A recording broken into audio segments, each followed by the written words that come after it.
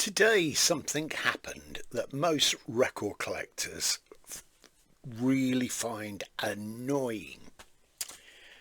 What am I talking about? Well, it concerns this. Honky Chateau, Elton John. This is the 2 CD version that was released some years ago. What's happened is various of his earlier albums, they've been re-released with the second CD on old and bits on the first original album, extra takes, etc, etc. And sometimes it's some live material, etc, and they come in a nice package like this. Well, I can't remember how many I've got now, but I bought this, and I do all my listening of albums that I purchased. I try to do them in rotation, and somehow or other I ended up with 2 copies. That's the sealed up one that I bought recently, and this is the first one that I bought. I cannot understand how I managed to duplicate that, because most of the material is either, well, in this case, is from Amazon, but sometimes I buy things from eBay, you see. But I knew that I'd wanted to get this, but I didn't realise that I'd already bought it. So I'm going to have to save this copy and maybe do a trade with somebody somewhere or other. Anyway, let's take this this out of the packaging and take a look at it. CD1, the original album, Honky Cat, Mellow, I Think I'm Going to Kill Myself, Susie, Dramas, Rocket Man, I Think It's Going to Be a Long, Long Time, Salvation, Slave, Amy, Mona Lisa's and Mad Hatters. Now, Judith Durham, formerly, she's not with us now, sadly, of The Seekers, did a cover of that on a solo album many, many years ago. Track 10, Hercules. Then there's Honky at the Chateau Sessions demos. This was in France, a place that they took themselves off to. I don't know whether it's tax purposes or they particularly wanted to record there, whichever. Anyway, Salvation, Susie, Rocket Man, Mellow, Slave, Alternate Fast Edition. CD2, Honky at the Chateau, Session Demos Part 2. Honky Cat, I Think I'm Going to Kill Myself, Hercules, Slave, Live at the Royal Festival Hall, London, 1972. Features Susie, Salvation, Mellow, Amy, Mona Lisa's and Mad Hatters, Honky Cat, Rocket Man, and Hercules. And it's the original classic band here. Bernie Taupin doing the co-writing with Elton. Jean-Luc Ponty's on this. You'll probably remember him. He did some work, I think, with Captain Beefheart at one time, and Frank Zappa. Dee Murray, Elton John, Nigel Olsson and Davy Johnson.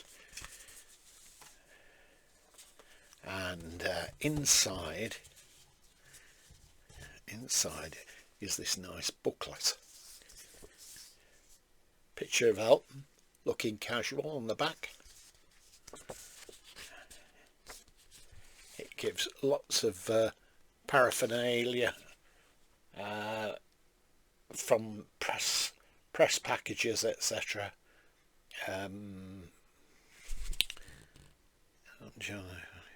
Oh, and it gives a breakdown of the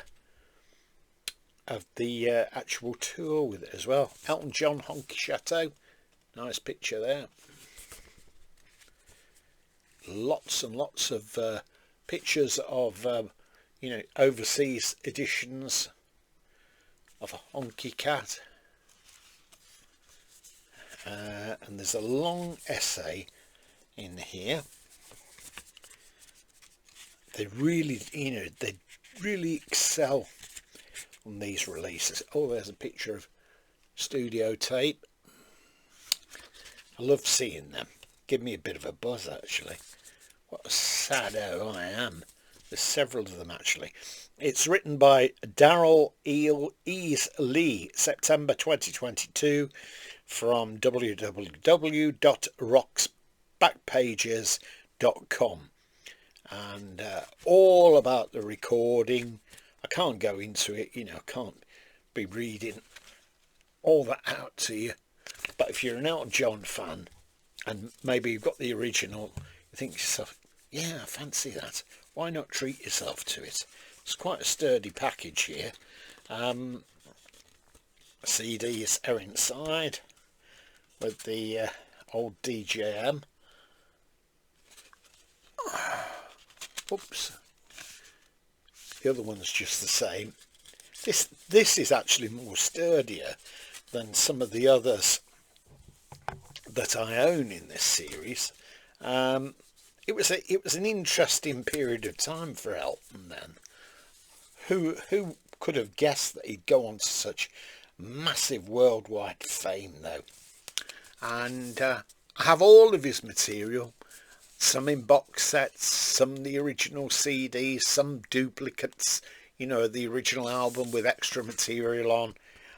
They're all worth having, but I think this duplicate set of Honky Chateau, I'll probably do a swap with someone for that, or I might even give it away to a worthwhile recipient. That's it. But as I say, it's one of those irritating things. That happens when you're a record collector sometimes. Let me know if it's happened to you, and let me know any memories that you've got of Honky Chateau, of Elton at that particular time. It was a creative period, a series of albums. What a wonderful, wonderful time it was.